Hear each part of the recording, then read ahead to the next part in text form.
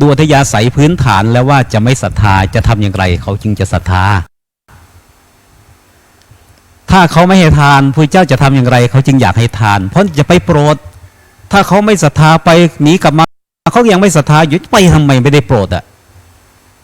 ไม่ชี้ก็เหมือนกันโอ้ยถ้าญาติพี่น้องเขาน้อยอย่างซีพอไปดอกหลานกระซังเถอะน่ะต้องไปแก้เขาเนาะเนี่ยตอนแรกพระเจ้าบำเพ็ญประโยชน์แก่ชาวโลกสัตว์โลกเนี่ยเขาศรัทธาก่อนพระเจ้าจึงจะไปแต่นี่ญาติพี่น้องต่อไม่ให้ศรัทธาก็ต้องไป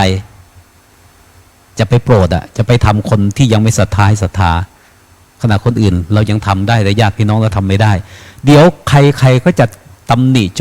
มตีว่าพระเจ้าทำไมไม่ช่วยญาติพี่น้องไปช่วยทำไมแต่คนอื่นทำไมใจดำขนาดนี้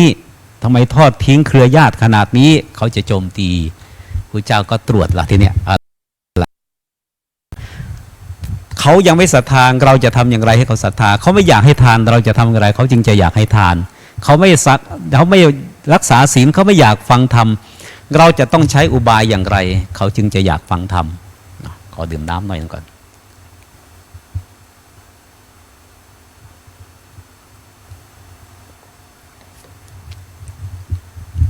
พอเป็นอย่างนี้เป็นภาระหนักของพระพุทธเจ้าทุกๆพระองค์เพราะจำยอมว่าเป็นพระพุทธประเพณีไม่ทำไม่ได้คนอื่นเจ้าพุทธเจ้าองค์ไหนก็ทำอย่างนั้นแหละถ้าพระองค์ทำไมไม่ทำเรื่องดีพระเจ้าจึงเลือกโดยใช้ปุเพนิวาสใช้อาตีตังคญาณย้อนไปดูอดีตพระเจ้าพระองค์นู้นพระองค์นู้นพระองค์นู้นพระองค์นู้นถ้าสถานการณ์แบบเดียวกับของเรานี้พระพุทธเจ้าองค์ก่อนท่านทำอย่างไรกันจึงทรงทราบว่าพระเจ้าองค์ก่อนจะทำอย่างไรพระเจ้ามีทางออกแล้วมีวิธีการแล้วอาศัยทำตามพุทธประเพณีทุกอย่างจึงออกเสด็จเดินทางจากกรุงราชคฤห์ไปที่กรุงกบิลพัสบ้านเกิดระยะทาง60โยชน์โยชน์ละ16กิโลเมตร900กว่ากิโลเดินทาง60โยชน์วันละ1โยชน์2เดือนถึงเดินเท้าเปล่าเวลานั้นมีพระอรหันต์ติดตามพระพุทธเจ้า 20,000 รูปหลังจากตรัสรู้แล้ว10เดือนตรัสรู้แล้ว10เดือนเข้าพรรษามาแล้วออกพรรษาแล้วนี่กลางเดือน4นี่เดือนอะไรเนี่ยเดือนอะไรนี่เดือนอะไรข้างแรมเดือน3ใช่ไหมแต่บางปฏิทินบางฉบับเป็นแรมเดือน4นี่แหละช่วงนี้แหละพระเจ้ากลับบ้านเกิดเลยเนี่ยช่วงเนี้ยช่วงเข้าฤดูร้อน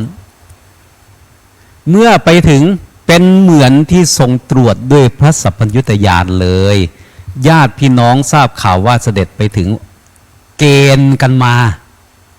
คำสั่งพระเจ้าแผ่นดินสั่งญาติฝ่ายพ่อมาต้อนรับพระเจ้า30,000เอาญาติฝ่ายแม่มาต้อนรับพระเจ้าตั้งแถวใส่ชุดขาวฝั่งละ 30,000 รวมเป็น 60,000พระพุทธเจ้าเสด็จไปถึงไม่มีใครโค้งคำนับไม่มีใครก้มหัวแสดงความเคารพไม่มีใครพนมมือไม่มีใครก้มลงกราบไหว้หรือแสดงอาการใดๆให้รู้คือความนอบน้อมหรือเคารพกราบไหว้ไม่มีเลยเหมือนได้ทรงเห็นด้วยพระสัพพัญญุตญาณอย่างนั้นเลย มีแต่ส่งเสียงพอเดินผ่านทีไรญาติของพระเจ้าก็กวักเพื่อนเฮ้ยนี่หลานคอยเนี่ยเป็นพระเจ้านี่หลานคอยเด้อนี่เด้อใช่ไหมอวดแต่หลานเจ้าของสาธุสักทีก็ไม่มีแต่แนะนำกันอันนี้หลานอันนี้เลนอันนี้แล้วแต่เขาจะเรียกตามฐานะญาติใช่ไหมบางคนก็หลวงวงหลวงอาหลวงนาแล้วแต่เขาจะเรียกอ่ะนั่นแหละไม่มีใครแสดงความเคารพทั้งสองวงเลยวงพ่อวงแม่มีแต่คติยมานะหรือมานะของความเป็นกษัตริย์โอ้ยใครปู่ที่ไหนจะไปกราบหลานเนาะบ้านเราก็คือกันนี่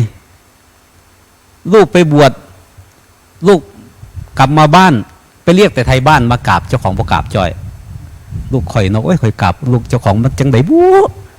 ขนหัวลูกเงียบอยู่กราบลูกเจ้าของ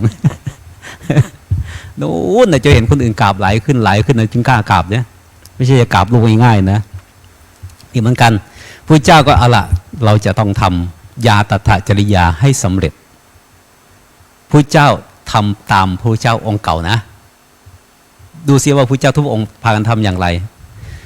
พระพุทธเจ้าแสดงอิทธิฤทธิ์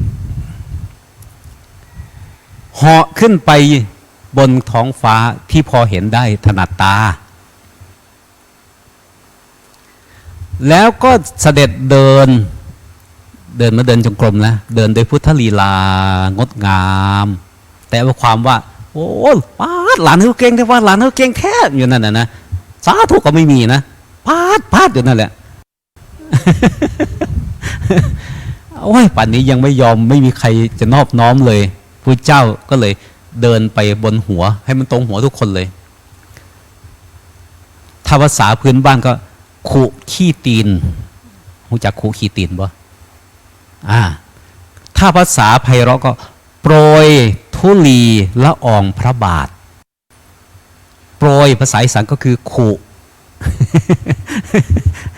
เอาขี้ฝุ่นขุยาวๆเนี่ยนะขุไอ้บ่นะธุลีละอองก็คือขี้ฝุ่นพระบาทก็คือฝ่าเท้า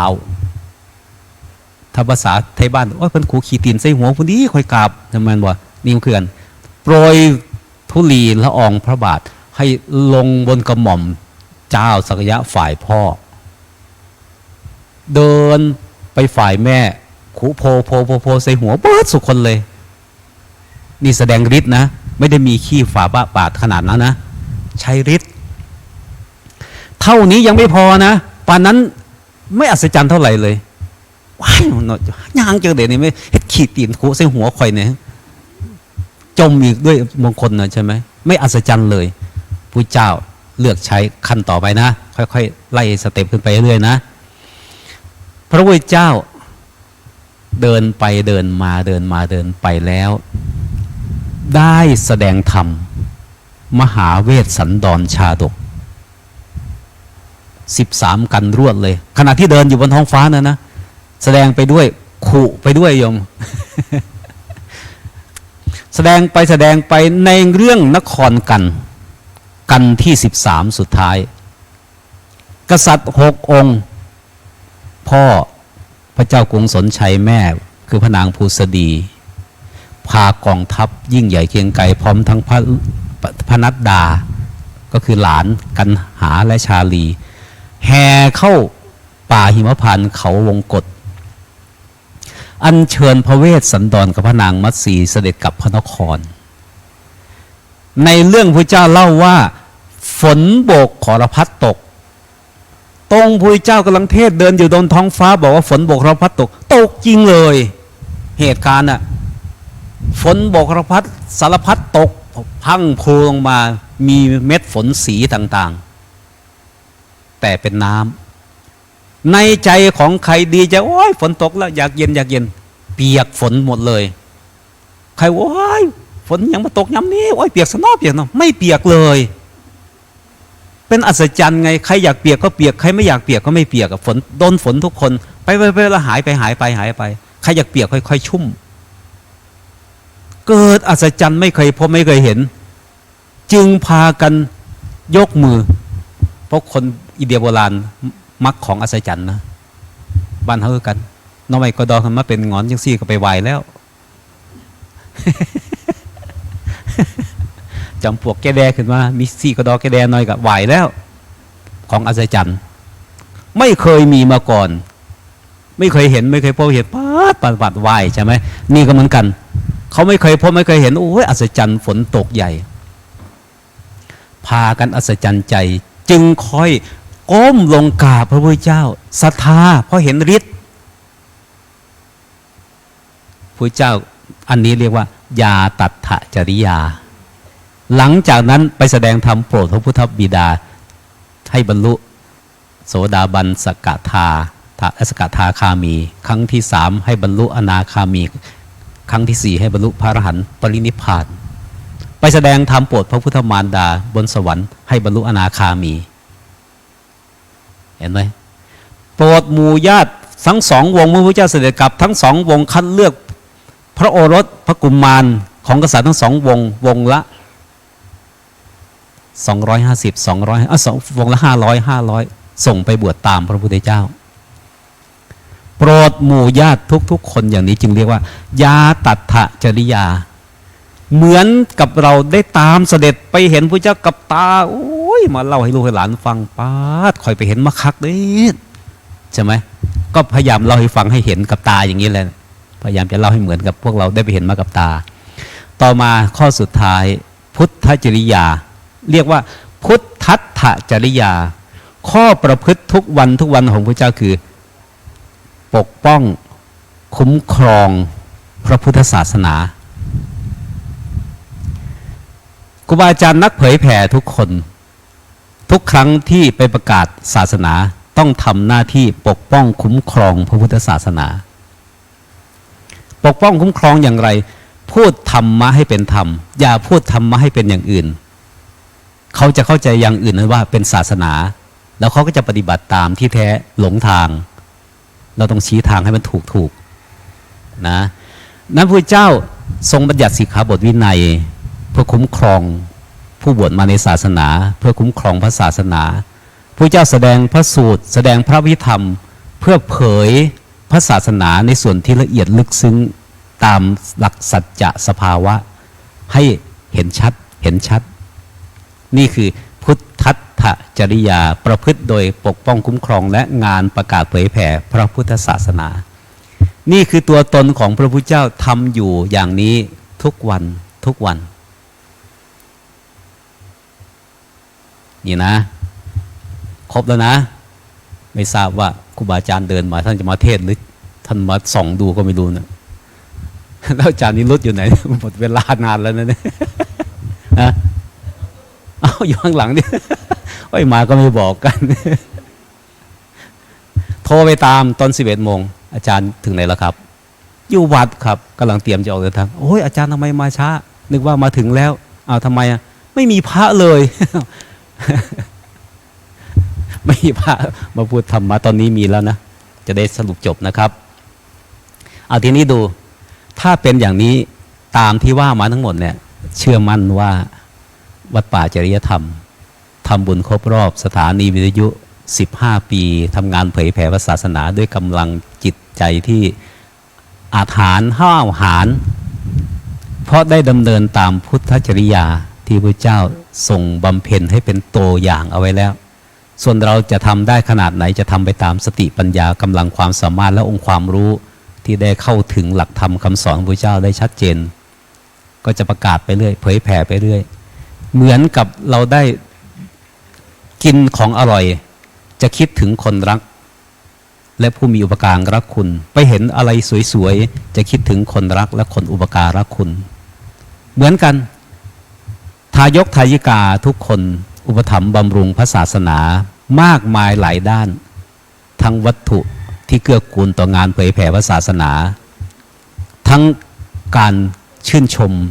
สรรเสริญยอมรับในความสามารถทั้งหมดเนี่ยเป็นผู้ที่มีอุปการะคุณส่วนบุคคลใดที่กำลังทุกข์ยากลำบากนั่นคือคนรักฟังนะโยมนะพระเนี่ยมีคนรักเหมือนกันนะทำไมจึงบอกว่าคนกำลังตกทุกข์ได้ยากลำบากคือคนรักของพระเพราะพระท่านจะไปพร้อมกับมหากรุณาอันใหญ่หลวงจะไปพร้อมกับเมตตาจะไปพร้อมกับกรุณาหวังจะช่วยผู้นั้นกำลังมีความทุกข์กายให้พ้นความทุกข์กายถ้ามีความทุกข์ใจก็ให้พ้นจากความทุกข์ใจนั้นวิธีอย่างเนี้ยเป็นวิธีที่ท่านได้รู้ธรรมะอะไรจะนึกถึง2 คน1นึกถึงคนรักคือคนกำลังตกยากลำบากและคนที่มีอุปการะคุณแม้จะไม่ยากลำบากก็จะไปเพื่องานเผยแผ่พระศาสนาเอาละในท้ายที่สุดนี้บุญกุศลเหล่าใดที่ท่านอาจารย์พระครูจริยสารธรรมพร้อมทั้งทีมงานในงานเผยแผ่พระพุทธศาสนาได้บำเพ็ญได้สารต่อในคำสั่งสอนของพระพุทธเจ้าให้แพร่หลายโดยอาศัยสื่อคือสถานีวิทยุบ้างทีวีบ้าง